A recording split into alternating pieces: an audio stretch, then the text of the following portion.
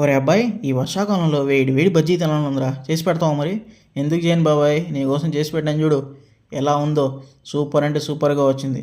మరి వీళ్ళు కూడా చెప్తావా? ఎందుకు చెప్పను బాబాయ్, చూసే మనం మొత్తం ఛానల్లో ఉంది మనకి. పిండి అయితే ఈ విధంగా గట్టిగా కలుపుకోవాలి. ఇంగ్రీడియంట్స్ అని ఏమేమి వేసుకోవాలో ముందు చెప్పాను క్యాప్షన్స్తో సహా. కలుపుకున్న తర్వాత వంట సోడా కొంచెం వేసుకొని కలిపేసుకోవాలి బాగా.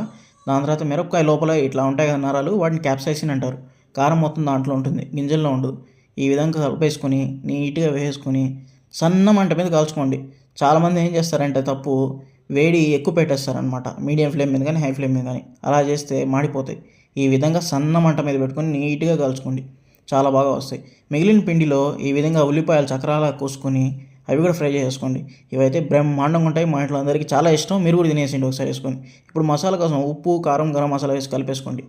ఉల్లిపాయల్లో నిమ్మరసం ఇప్పుడే వేసుకోవచ్చు, దాని తర్వాత వేసుకోవచ్చు. మీరు ఈ విధంగా స్టఫ్ చేసుకొని తినేస్తే బ్రహ్మాండంగా ఉంటుంది. Instagram link